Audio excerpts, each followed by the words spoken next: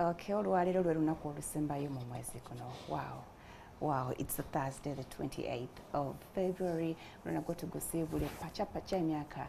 Emyezi giduka ne guno tugukube wali ogufunye mochi is always my question. Which ali mupya, it is never too late to do what you want to do. Kantumire kubazaliwa today, my sister Shadia Nakamanya. Happy birthday. Nwabao Josephat Sewali. Mutabas Philip, to you too, my friend. Happy birthday. Nwabao Joachim Bibuli, Brenda Zobo, Farida Loika, Martin Aliyu, Kambogo Tadeo, Mukisha Amon, Abiaz Ramiri, Sima Anita, Nakata John, Mugumia Timothy, Wandera Howard, Peter Nawe, my friend Pius Tweheo Scholz. Happy birthday to all of you and welcome to the show. It's a Thursday to Veda Mubia Questions, and today it is love. Who doesn't want to be loved? Nebuza Hanze Farida Nakaziba MWASUZEMUTYA.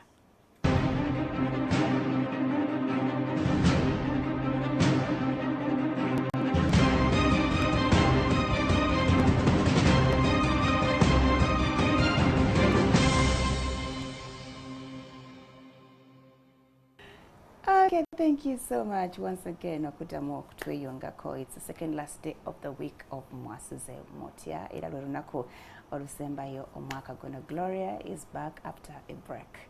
She's going to give us those sweet bitter words that it out to. And today we are talking about choosing your life partner wisely with the continuous or increasing rates of separation, divorce, ebibyonna kyetaagisa okuteekamu amagezi amangi ng'olonda munno naddala bamwe bamulina plans ez'okutwala ekintu kyammwe mu maaso. Alina amagezi g'atuwa. I'm going to be a student. Welcome to the show, Gloria. Thank you. How are you? I'm good. How are you? I'm okay. Ng'onyirira mu flower. Mulina bisiimye season eno. Okay, mwaka mupya. New trends? I'm trying something different. Okay. You're well? Yeah, I'm very fine. How are you, my dear? I'm okay. Twali twerabyeko omwaka guno. Hey, Farid. Ngenda kuwa obusigo bwaki bwe mucungwa ne pumpkin. No, nanywedde nnyo omujaja in the past month. Bagamba gwerabiza.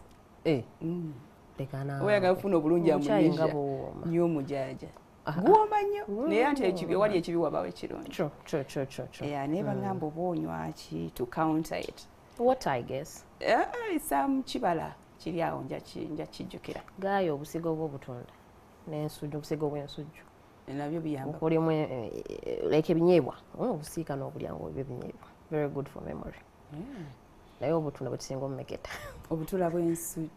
Passion fruit. Okay. Tubukuba na blend. Ameketa kokkunga betwakola nga tuli bato. Byakatunda n'okaasa n'oteeka. Kiwedde waliwo buno obutuyita obuganda. Owa green. Obukaluba. True.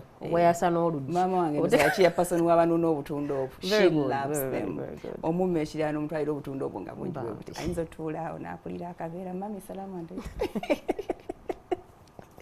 Yes, Gloria, we are talking love today and you're helping us choose wisely. Kale of course bw'owulira mu counseling gy'otambulidde experiences zo ez'abalala ngenza okulaba ng'ensonga nga tutera nnyo okwogera ku reasons why people are getting married and why people are divorcing at a high rate. Thank you.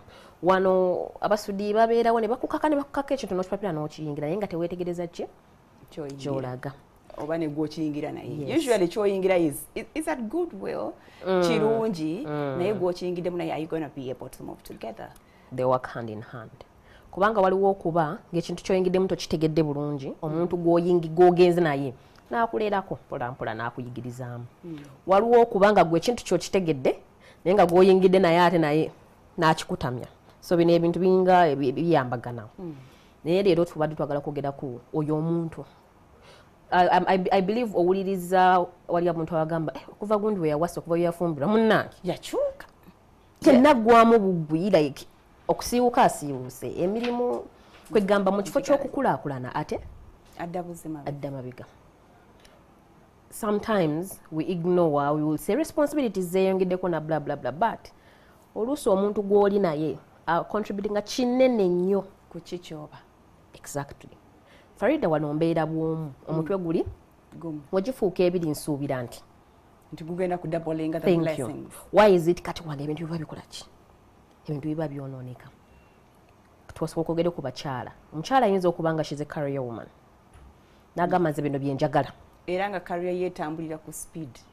She's just growing. Yes. Time neetuuka nga ayagala kubeera ne munne. N'agamba tujja kukola tukoleki tubikwasaganye. Let me get married, I can still work. Naye have you sat down ne we agreeing on what you're going to do as a wife, to what level you're going to go with your career? Funny enough. It's supposed to be automatic. No, it's not automatic. Waliwo omusajja nga tayagala mukazi yasoma nnyo.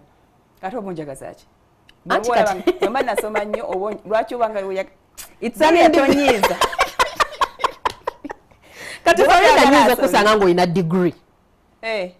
Nga gy'olina.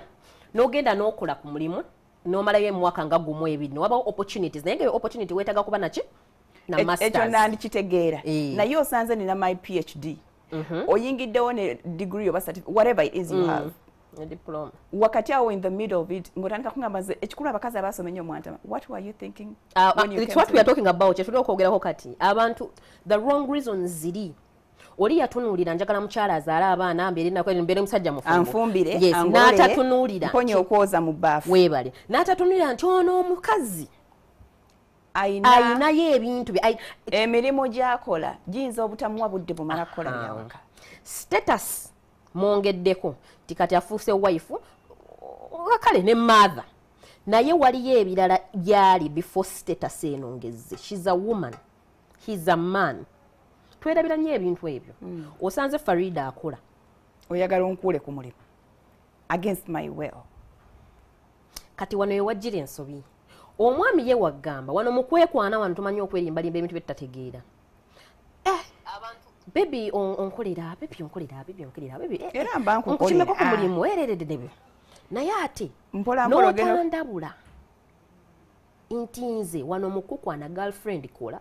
Naye omukyalo wange takola ki? Saagala akole.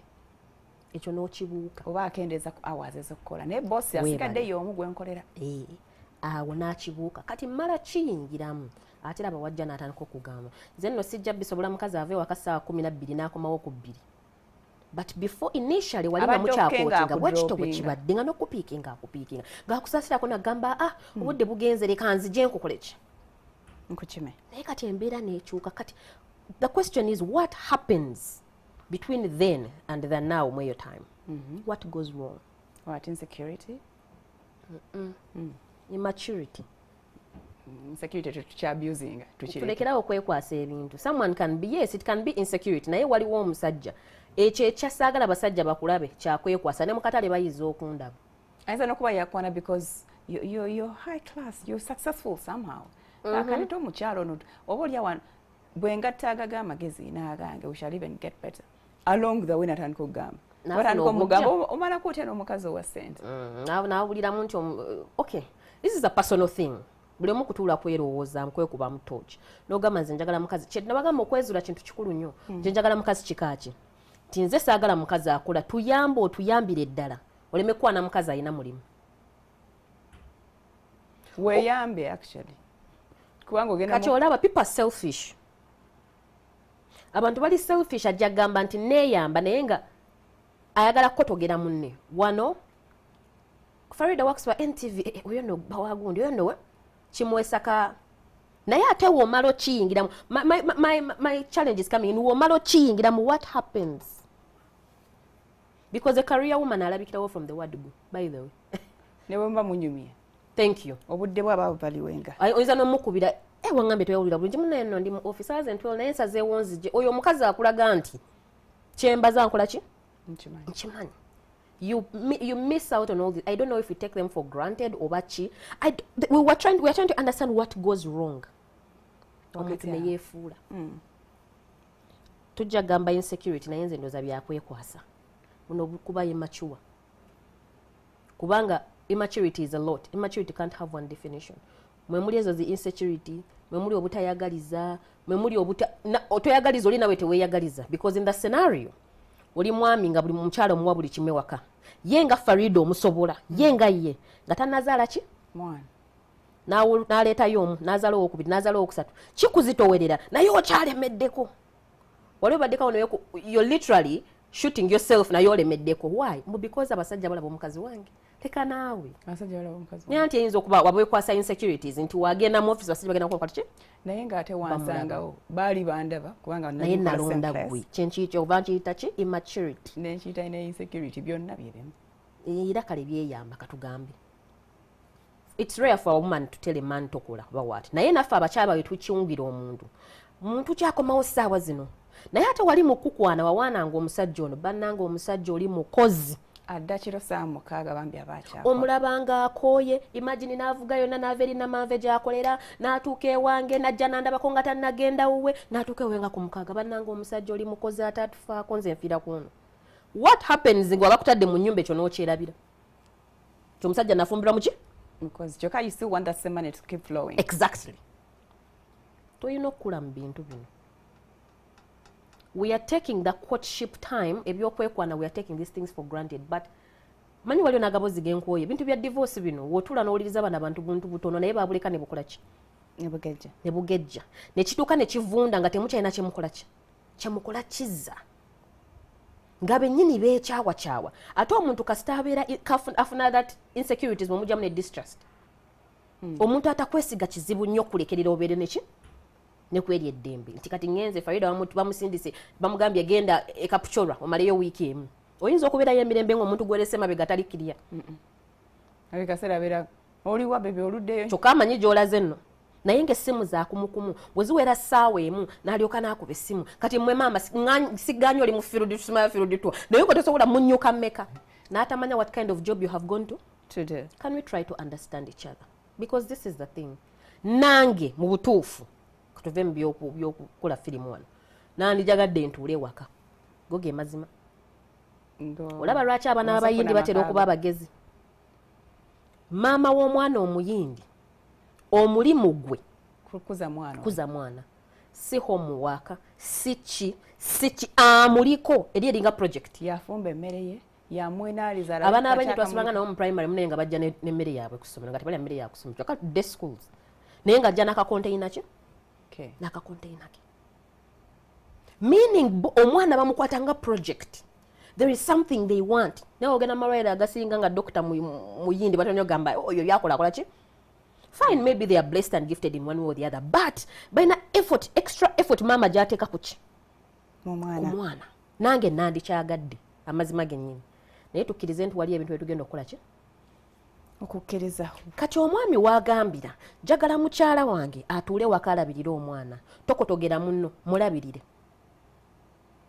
Farida teri kintu kirumanga kusaba nviiri omwezi guweddeko oba emyezi ebiri kisinzira how long you go to the salon how long you take n'otuuka n'okusaba ebintu nga pads empale olizifirimu obutuli ate kati waliwo omusajja because of the responsibility wali ng'obadde nga nagambye oli Farida wekka ayinza okulowoozaako ye Farida muweeye 10 guno omwezi alina kusikiriza akyakwana nti oweerezaayo omwana omu akyakuwaayo ababiri in his mind is assuming Farida kitegeeza mu responsibility zikoze ekintu akujjukiza Farida kula ozadde abaana baagala dayipa baagala okwambala baagala naawe omukazi omukulu olwankuzizza and to be honest I want us to understand that the truth is responsibilities ziba zikoze ki zeyongedde kati lwaki munno tomuleka n'akola egyo emitwalo gye 5 n'abaako kye yeekolera 1 omukyala ajja n'akutula mu maaso n'agamba Gloria laba wenfaanana nga kaswahili kayimiridde ku mutwe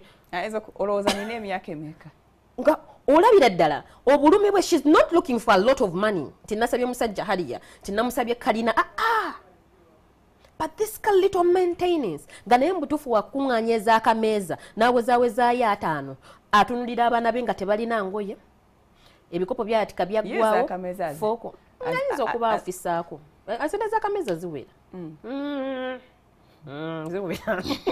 ziwera ebyaddala ziwera wobanga oli focused nga kyobaza okimanyi ziwera oba ogenda kubasala ku mmere oyiya Farida naye bino ebintu obimanyi omanya mama nakatunda emyera 10 mama gundi atunda 8 n'omanya gy'ogula nawe obimanyi bino bintu byakweyiya n'omanya nti wengende wa gundi ennyanya ze ez'enkumi 5 akataasa ke wakalinga halimu ekituli wansi naye wengene wagunya 15 ziba ziwera. You understand? You learn on the job. Yes ma. Nomanya nti ku dduuka lya gundi ayongezaamu 10 ku dduuka lya gundi ofuna kyokola ki kyoyagala ku oba tokyagula mu supermarket ogenda gana maduka g'okukyala. Kankubulire Farida akatale kakola keera once a week depending on how you given.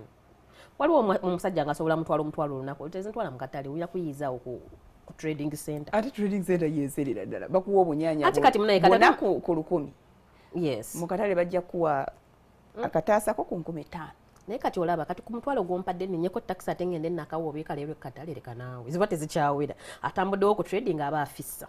So naye baba bakuwanga ssente bakuwa za wiiki wewe yo lunaku nti leero ngenda keera nakawa ngenda keera nakasero tumugenda empola tujagama nakasero is expensive wabali bali naye waliyo obutale nga buli cheaper ogambe nti ngenda gula ebintu nga bya mugaso awo friend officer tube bagezigezi naye leero oyinza okafissa aye n'otunulira omwana engatto ne weetunulira naawe nga mbutuufu kati ng'omuzadde kansooke nninde nze naasaba taata gundi kanteekeyo ezi ezange n'ogenda okusanga you forget yourself. Honestly wewe omusajja wagenda okusikirizibwa to get this attraction towards this woman tuve mbyampisa twekerawo okwerimba maaso ge gasooka olaba wabona kye wamulabako n'olekerawo okukola ki okukiraba naye n'otamanya nti ekino ekyo tokiraba these days because waliyo ekitakolebwa. Katugamba omukyalo ono wamusanga nga enviri eva ziba straight enjala zibeera on point.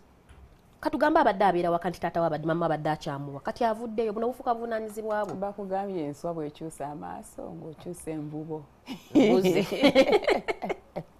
When situations change with them. I understand. I understand. I would love to do that. We are trying to be real. I would love to do that. But Farida, it doesn't take away the fact that abakazi twagala okulabikako obulungi. N'ebitabo ebitukuvu bukyogera look good for your man. Even for yourself. Nange njagala nyimirire mu bakazi bannange. Bayinza okuba ayambadde gomasi ya mitwalo 2. Naye nga nange yeebiri siki si nkadde nnyo nti waliyo bye twagenze ku kyalani ne bayungirira oba okitegeera kye nkugamba. Eyeebiri. Simanya nti ze gomasi zambula ndi wa bitengi. Oba okitegeera. So I'm trying to say babeeremu nga toli klasi yaabwe naye era naawe nga ki nga toswaza because this is what is going to happen. Omwami agenda kulekerawo okukola ki obirwisizaayo agenda funaanyirira neerabira nti oyanyirira naye naye wali onyirira naye maybe babadde bazaddebo oba omulimu gwe yakuggyako gwe gubadde gukola ki gwe gubadde gukola nayagala ebyo ebintu bya insecurity tuve mu bintu by'okwebamaza kati woofa waliwo obulambo obutatereera wansi nga tukuziika anti then obayo ombonekedde responsibility kankubuulire oyinza okundekera amaka naye tetugenda kulya nnyumbayo oyinza n'okulekawo business naye nga you did not involve me mu mirimu gyo nga ndekyokukola sikola ki then I'm forced okuyingizaamu abantu ki abantu abalala nze abazungu ebyo sikopa byonna nina bye mbakoppa olaba omuzungu akola prenup on purpose abazungu tayingira mufumbo nga tali sure cards on table nze wewe siriwaza n'okola ki sikuwa 50-50 tali sure nga tali sure. To them they have tried, not all of them though, they have tried to prepare for the worst day ever. Aba kugamba kyajja okusobola ng'omusajja oba ng'omukazi. Nze sigenda kusonyiwa w'oyenda omulundi n'ogumu kiyingiremu ng'okimanyi nti lwenkukwata divorce. Ate divorce eyo tugabana tuti. Thank you. Ekintu naawe obaamu kuli okuki okutyamu kale kiyinza okufuula omwenzi omugezi but at the back of your mind you know Farida wakitegeera nti ki nakozebwa nti these are my consequences because every choice has a consequence. What we are doing here we are focusing on kati mbaloopa nno nate mwaba byogera client omukyala ajja n'akugamba era kale nze nawagenda kasita nasambako gawuni ekirooto kituukiridde n'otunuulira kye yali agoba gawuni okugenda mu maaso g'abantu asambe gawuni naye kyayingiridde yali takikola ki she was in love with the idea of getting married but not being married. Divorce newe tunayawukana bajja gamba Farida yasambako gawuni Gloria bamwanjulako but that is wrong. ate ye bw'aba akyogerera naye munne partner teyakimugamba kati awunzija njagala mukola obufumbo bwo tujja kutoba kati tutandise okwetegeera nti tulekerawo okuyingira ebintu with assumptions that we are on the same page. We are not, the majority of us, we are not on the same page. Leero nzemble jam abadde muyitirivu nnyo. I got an opportunity. I always listen to one born again station naye mbadde njagala updates za jam wawa atali neme kugwawo. Babadde boogera ku wadde ebbaluwa gye basomye omwami simanyi omukyala alina abaana bana abawala kati omwami simanyi ayagala mwana mulenzi oba agenda simanyi agenda omukyala nga she's asking for advice because for her awulira abaana bana bakola ki bamala naye omwami ayagala omwami kati mulimu gaaya akubye koola naye ng'ayogeza omanyi obusungu she should simanya be what cooperative if he can't give ngambi ye omukazi ayagala kuda mufuna lubuto alabya maybe yamanye engeri gyezikola ki gyezimuyisa mbiguddemu bugwawo ebbaluwa yine nisiyule naye mu calls ne I caught up ne ngamba yi ono koola anyize nnyo bwati yandiba ye musajja gwe bakola ki gwe bwogulako obanga he has the same situation at home kati kakutanga omukyalo oyo omukake tuyingiremu ba inirozi bo ku Facebook ba inirozi ba wafera tugambe guma nawo omukazi lwanira amakago funa omusika kanyabo keweeyo kafuna olubuto olwa aleme kuva muleba is this worth it ajje naye nga muwala ekyo nno kikalekaleko avaayo nno at least nze ndeetera omuwala naye ng'ovuddeyo aleme kuva muleba bakuleetera omulenzi wogwobadde oyagala gwe lwaki olowooza mutojja kuva muleba muna ebintu bino kanfolfarida malwaliro sigegazala katonda yazaaza anything can happen omukyala wagambira nti ye awulira akomye ku baana bana maybe asembayo yamukola ki mwakyogerako mwakiteesaako kyenjo kye tuli okwogerako kati nti bino ebintu si byakuteesa ng'oyingiddeyo eri twagala abaana baffe bana oba balenzi oba bawala oba batobeke for if we may be let's say for example this is just an example ate nekyo oyinza okyogera ng'olowooza osuubira tujja kutobeka maama we yatobeka jajje gundi azze atobeka naffe tuyinza okutobeka naye tulina okuyigamu ebintu waliwo koola akubye n'agamba nti ye naye yazaala abaana balenzi bokka naye n'alaba nga tadda mu byaleba she adopted a girl kati kankubulye waliwo omusajja omuddugavu ndooza gye yali simanyi gy'abadde n'agamba laba waya laba obusiru ng'anaalabirira omwana atali wuwe but kyenkugamba ekiro ekya example omukyalo obutava muleba what would you prefer gwe bakuleetedde omwana wo gw'obadde okola ki gw'obadde oyayanira naye nga nnyina asigaddeyo omwana wa munno gw'ofunye owuwo naye omwana wa munno akoze eki Gloria tobitaddemu oluzungu lungi bino tuli mu reality farida tuve bino ebyokuleeta obuzibu this is really bringing problems tuvudde mu era y'omwana omuwala tasika tuve mu ebyo ebintu kati wontwalayo nefuutula abaana abawala 7 olwoki omulundi gumu waliwo ologera nosanga mu lubuto nga mulimu abaana bana you didn't see them ekyuma tekyabala thank you kati I keep trying it is okay to try I'm not saying don't try but let us agree let's stop being that selfish I know it is good to be selfish but sometimes we are too selfish listen to her reasons we are too selfish listen to her reasons that is very unfair tukyaliko zikumulamwa okay katugere tumulamu katono refresh and come back please don't go we are talking about choosing your life partner wisely tabara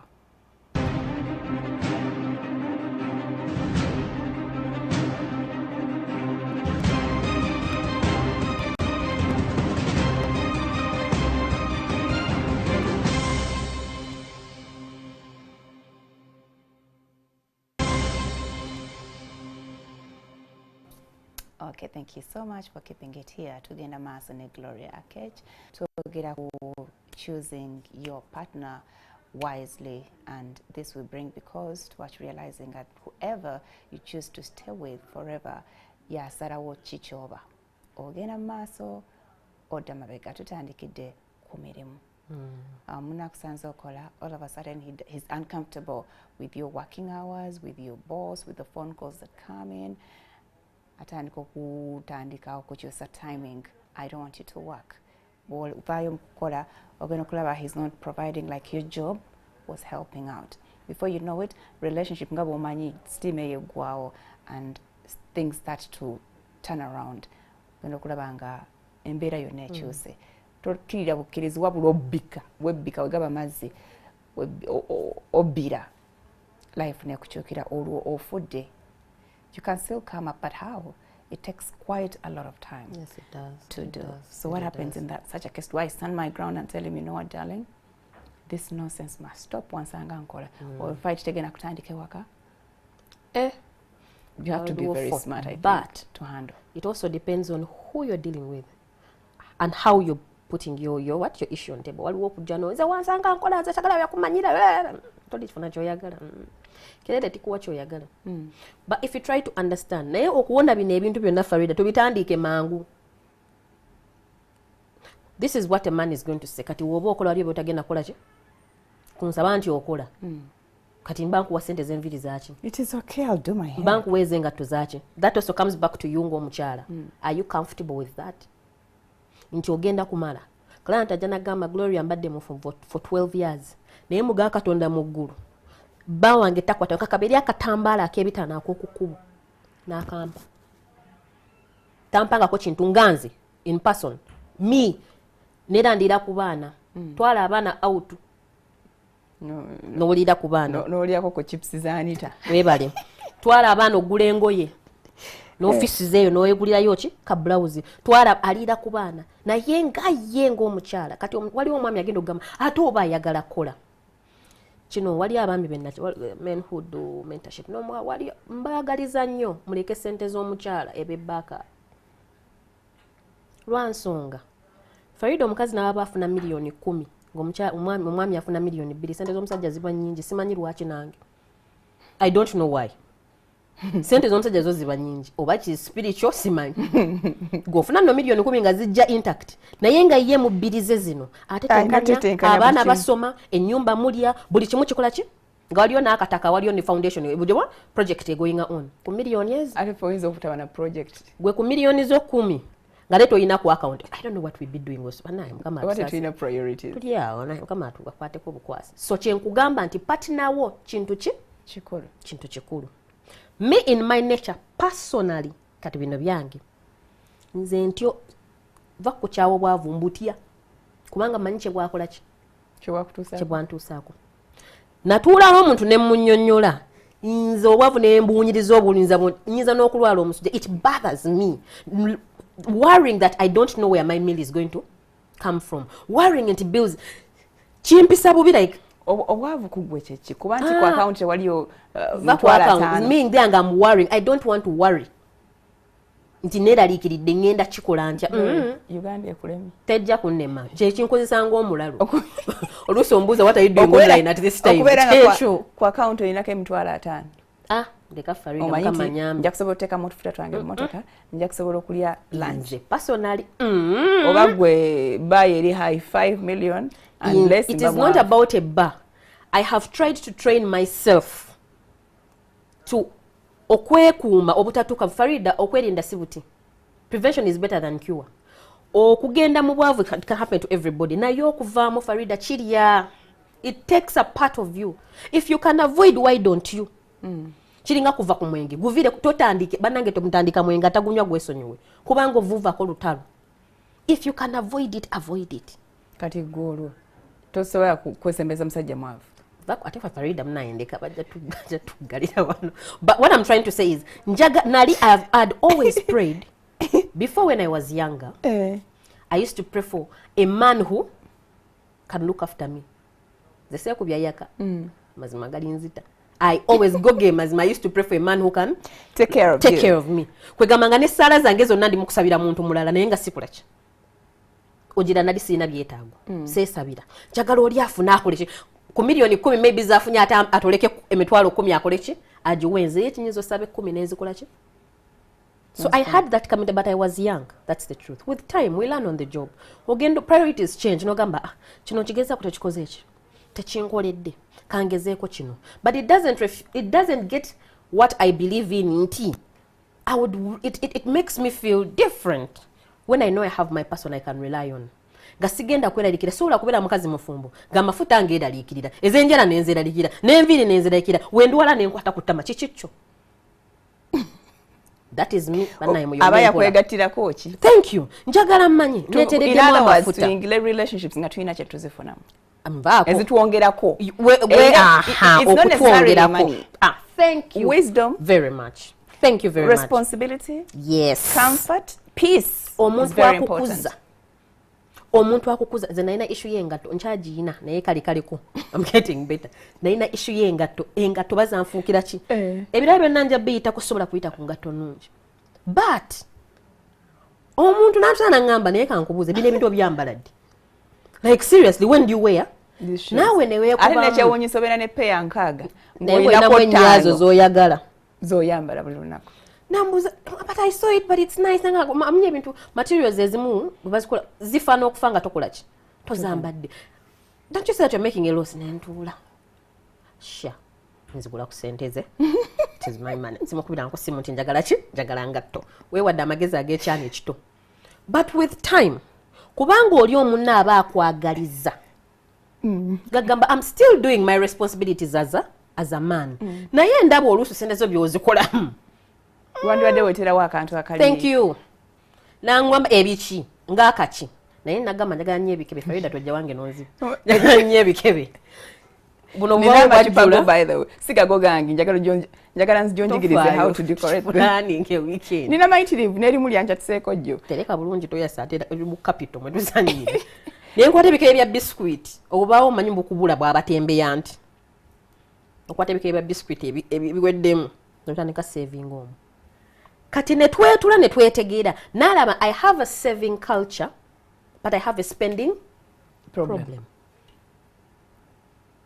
Ono muyambye ntya tazinzijeeko sente zo but how do I help her? Netukyogala nze sitambula na cash. Newezibeera ku simu nga mobile money inconvenience mwegaabuwa mwegaabuwa nga Gloria njagala obeere n'ettaka. Identify a piece of land oba I can identify it nkuteereddeko 30%. Kwagala kutegeera bintu ndi mugezi kati anaawe weyambakira kati kubanga nina saving culture naye n'atandika okusavinga mu bikebe byange. Of course I don't know what's in the banks bete binkwatako but wano alaba omuze gwange omwana ayagala ebikebe wuno ebikebe biba bya sente olowooza biba byaki mu biscuit byakulya bikebe. It's Farida never njale numa. Ababi it is okay. They can come. Newe banga njale numa naye nga nkiraba. I have that saving thing in me. That's untouchable. Until wezivawo nekikola ki? Kati to saving it. What do you want this year? We want this. Can we do without it? But we want, let's save for it. Kati akwasizaawo. Olaba munna ataddeko naawe no. Buli mwayi n'ebikebe bye. But yakwata my weakness n'agichannelinga. Kati yawo tulinga bali ku competition ane savings eki wandiguze nga akataka kali webale nnyo. Kati let me be honest. Akwongeddeko. Thank you. Let me be very honest. On my own bannange ngato zaali zinfukidde ngato. Zaali zizo zinfukidde ngato. Sijja kweyogerako kansirike. Kiriza. Very many women we have that. I don't know what it is but anyway. Kati ekyo kyandaga sigamba nti omuntu ali perfect naye ayina bya kati ekyo nekigenda nga kikuvamu ayina byakuyamba. Omuntu teyeetaaga kukuza mu ssente zokka tuleke bikwata bino ebintu bubi ti omusajja wange yangulire emmotoka yangulire ettaka yankola ki. There is nothing as expensive as knowledge, as information. Omuntu okutuula n'akuwabula tetugenda kuwakana wali abantu abatagambwako sizizo biki ebyo gyekiri but omuntu omukutta otya. Every addiction has to be replaced by something else. Naye kakati Gloria ebyo mukulu yabikolera nga muli at what stage of your relationship? Tuli bantu bakulu Farida nsimanyi tubyakwemamaza sina time byogenda kwemuula nzanye ekimala. I'm being honest. Zanye ekimala. There is no way I can start dating for eating food. I can buy myself food. You bring yourself to me. Woboze toyina mulamwa fune kuba eri ku nyamba ofuna abayagala okulya chips because for them bakyayagala okulya emmere n'okunywa bukyaayi. I cannot go out with you for a whole month nga simanyi gye tulaga. Gundi tuba kuki? It's good to be available, I understand. Stay, be on the shelf, I get. I've gotten to a point where I'm an ambitious woman. I want to go to a certain level. Certain things can't help me get there. Nina okweyamba ki? Okulya obumeremere wano na wali obukyayikyayi ne buyinza okunziza ki? Emabega. But you're enjoying as you save your money. Go you will lose focus. Me, I'm telling you. Let me tell you Farida, buli muntu afalls in love n'atomera teyamanya nti alitomera. Buli afalls in love sheepishly oba stupidly oba many love is funny. Omutwe ne gumubobba, this is the hardest person because we tough people by the way we love hard. We really love hard. Wenjagala njagala bya kikulu. Tetwemola mulanti buli wamu katwenemola nayo biba bino bya mugaso, manemola gwa mugaso. So we love hard. So it is very easy for us to fall into a trap. Yes. No. How is it easy? Oli ajja nga naye ajiddemu ango yo. Yaga ono ye panga.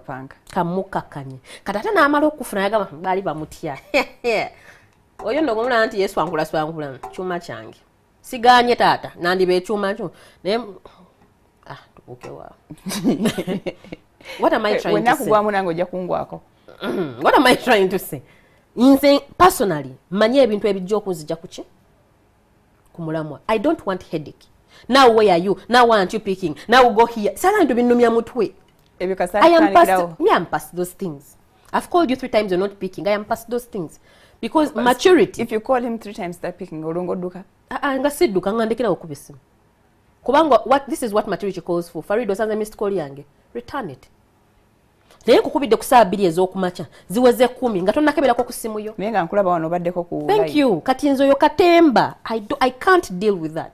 Why? Occupational hazard. The kind of office I sit in, the kind of job I do, I am exposed to very many things that sometimes are not good for me. Sober. Kati ojja kucyankalanya obwongo time. Obo kitegeera. Otandike goba ku myaka gye tuliko otandike goba muntu. Ebyo nedda. Bebi oliwa. Kyokubala kitutwalira ebbanga. Naye ate bwe kikutwalira ebbanga abaseka bajja kuseka. Abasema bajja kwasama. Bale kyokka bakite. This comes back to you as a person to say yes, I'm under pressure. I also want it. It doesn't mean you don't want it. It means you're running your race. I can assure you if you're patient with yourself and with your goals, your visions, what you want will come.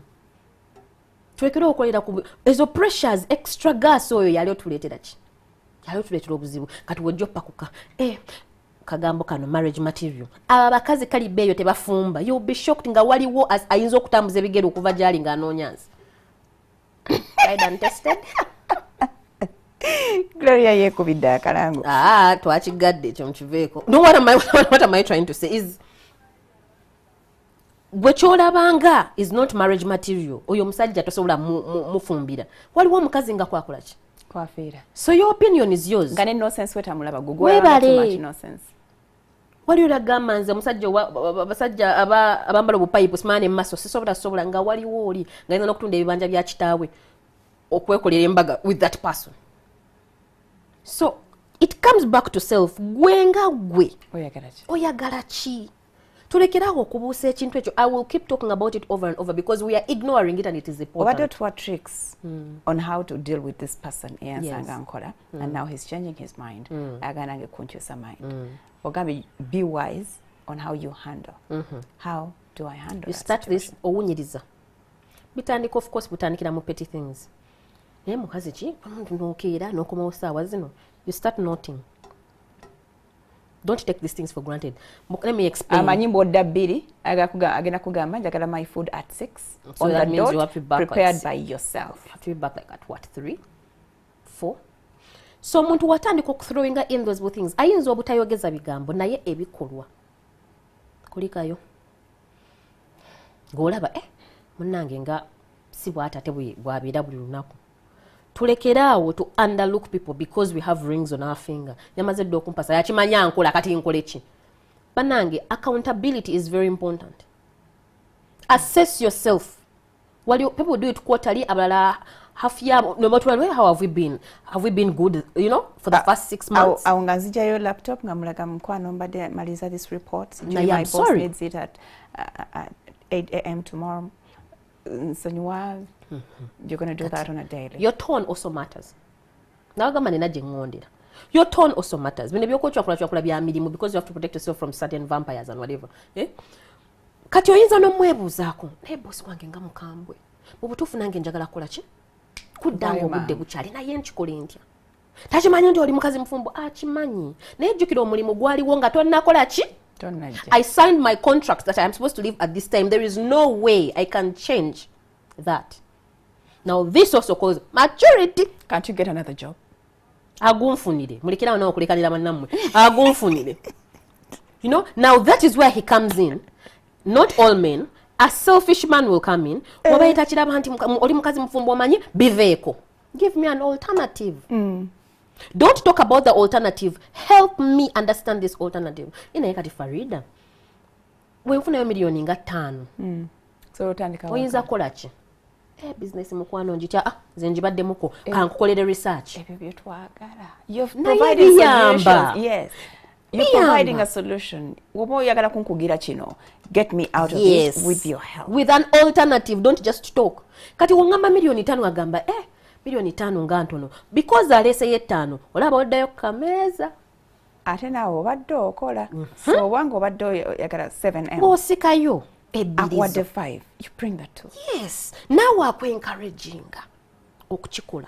Bannange nkiddamu I am 100% in for staying home and looking after my children. But tukirize ebintu bigaana. Me I learned the hard way. Anything can happen to that man. Worst scenario he has died. So running amaka comfortably. Bingi. Amasomero g'abaana omwana wa nursery pays 1M. Tunatera okukola. Ate ne homeschooling naye si yewala isi. Eno byonna byebimu.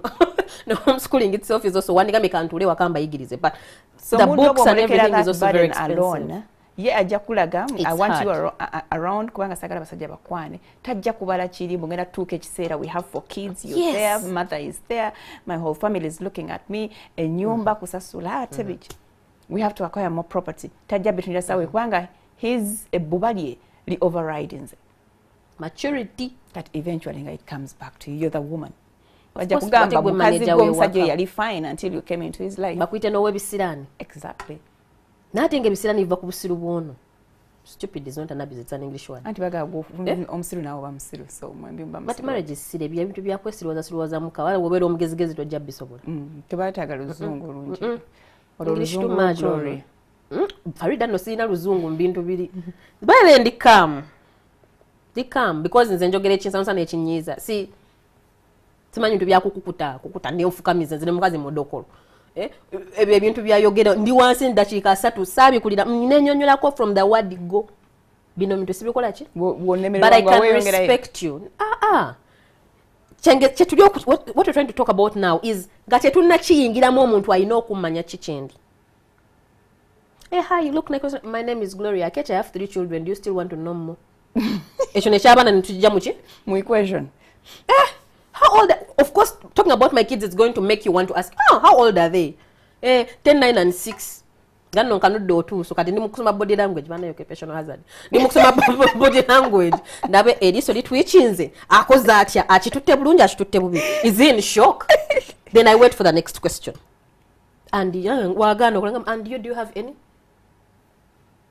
mbangezako kuwa signal tata wange oba yakantu ko yino okungamba kati tandika. What is your relationship with them, with you and their father? Munaye buli mbuzi ku nkondo yayo. My kind of work is like this and like that, but sometimes it's a co-parenting kind of thing. But most of the time is those ends me I am backup plan. I am backup plan. Okay. Kati mbamu wadde signal nti kimanye kyabaana babeera wali watata waabwe. Naye wajja kuba wakaseera olinganga muwa signal nomuganze nazaala dda oba onoonya mukazi anakuzaala abaana 6 I am out of the equation kale ebyo nabyo kale mbasi byogedde naye kati omuntu omukulu aba abitegedde Farida waabwe ndi mukazi wa kiso togenda kunkaka ku baana abasatu nnyo babiri bebekiso nti ndakyo kufuutula abaana bana tuweze 8 oyagala kunzita nga kiki kyo kyenva. So I'm doing all this. There are some things I might not openly bring out, but I'm helping you be on track nti ono wait so abeso bazala bameka -2 asigaza bameka balireyo oboshtegeera I'm not going to keep quiet leave those important details like cesarean omusajja gamba abasatu iyo omukazi azala n'abaana 8 yaba lenta inayo hope ye yabaana aba ekitasoboke okay no science has tried to do things around but again me I don't want to take such risks no Glory watu saa kuzala bana benjakala I'm getting you a co-wife atubiganire wano ku first time tonta kugamba bya co-wife wano wekibanga kyabaana co-wife tajja mu kugambirawo my darling he is going to bring it later but then it gives me you can't just jump out for. It gives me base of you should have told me this. Okay, I don't think you'll come out. I don't know. Come out openly and say, but anyway, you should have told me I can no longer take on more than 2 kids. It's what I'm trying to tell you. Assess yourself. Oli omwana oyinza okusanga omusajja nga is only child nga yayagala kujjuza kika. Nga gule wabe siikole ki? Sijja bisobola. Amanyiraawo. Anti akugamba anawe wakuleetera what do you think about women abafumba bonna? Nga balinga basatu bana. Kati me, I'm a liberal person. I might tell you, give me your reasons. Because I can't have more children, can we adopt? Anjagala bange ba musayi obonnemye. Because woba, that means toyagala nze oyina kyonjagalako onja ufudde baby machine. Obontegeera toyagala nze oyagala mukazi akuzaalira ki? Glory. Sino luzungu tutukugera Luganda Farida odatera ogamba ntadde mu luzungu luno Luganda. Oba toyagala nze oba yagala mukazi akuzaalira kiringa gamba mbu nze sirya mmere ya mukozi. That means abakwagala naye nga yagala n'abaana ababe beyezaalite wako bensobola Farid anti ne munnajja amongereko kubanga ye vision is to have 5 10 children. Omuwaako babiri. Where does the compromise come in? But he loves you. Otherwise yandigeze nafuna na more than 10. Our mothers used to give children, birth to 15. Agendere daledi lwansonga. Do you know what happens? Kati olabe pointing out wojirese. He loves you, but where does the compromise come in marriage? Gloria, you compromise no, seriously. Compromise. I want 10. You can only give me 2. Can get a woman who can give you 10. Kino kite. Zensobola abanga ababiri.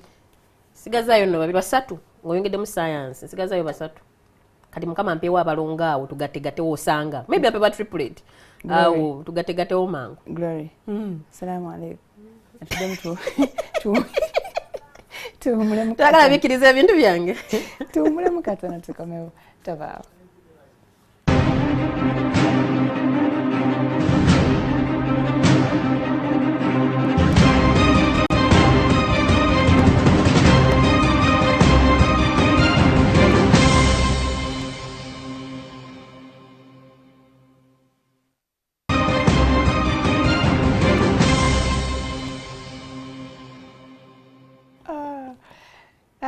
Okay, thank you so much for keeping it here. Leero ebibuuzo ebya senior ey'omukaaga ebyatulibwa omwaka ogwedde 2018 bigenda kuba bifuluma essaawa yonna okuva kati abakulu batandise okuŋŋaana waliwo bagenda obifulumiza, so don't be shocked when we switch from NTV from here ku Mwasuzemu channel tugenda wali ku statistics house okulaba okuwulira ebivudde mu bibuuzo ebyo bya senior ey'omukaaga any minute from now. For now tukira tweyongera ndi ne Gloria Akech atuwa ku magezi on how to choose wisely. Teekamu amagezi ng'olonda omuntu oyo gomanyi naddala nti ogenda kuwangala naye. The truth is it is hard because people change. Yes, so who are those people that we should stay away from? A person who doesn't support your dreams, your visions. Katogenda gambo okitegeero kyo Farida Mombozo you can know. Bwe mbanga omanyi nti Farida nkola this show. It is daily. Nina ebintu bye there are topics that I really want to identify. Mbanga kusuubira nti naawe Dumoli nsuulirayo ko kamu. Ojja kuŋŋamba mukwano enkyogenda kwogera ku ki. Thank you. How are you trying to look at it? Yes. Have you tried to look at it this way? Ojja kunze kusa ku makyo ngamba mukwano. Jamu ennaku zino kimanya abaana bazze ku ssomero. Wake up and go so you don't get late to studio. Okitegeera you're supporting. Ofaayo onjagaliza. Waliwo omuntu ayinza n'okugamba naye Farida kati ogenda tekamu kalungo ki kapya mu ki? Mu show. Seti eyo ng'ekaddiye tufunire ku kipya. Naafunayo akwabu ideas because now for him he's seeing through the eyes of the viewers. Yes. Wewe kugamba set company kyakuŋŋanya sente. Atufaayo mukwano sente meka. Oyibanga company ye tuleke naawe. Ebyo nganye wamma. You're being supportive. Ebyo nganye. Okay, that's exaggeration. Yes, but yeah, show me that you're part of what I'm doing. It was like ochogerako nondaga nti okirowooza. And the same applies to me. Thank you. Because I have learned one thing. Waliwo omukyala yoba omusajja oyo omukyala yangamba omusajja tamuwaako kintu nambuuza gwe wakamuwa bimeka. N'omulaba ngali akirowoozaako bulowooza nanga mulaba sometimes when you want to be treated in a certain way start ajja kugamba abasajja be balina okutuwa naye ajja kugamba abakyala bamaama baffe kuva dda baddanga mu lusuku be baalimanga olusuku ne balabirira abaana so you also come back home because you're failing to change with the situations oba oyagala bakuwe give them as well. One good turn deserves another. Oyiba wayinza okuba nga yayina ssente ng'asobodde kugira mu birabo bya mitwalo 5 ameka. Okay, Gloria, omukolo guno gutandise. So katubaviire ku NTV, we are switching to Spark. Aba UNEB bagenda kuba bafulumya ebigezi ebyo. Please don't go away.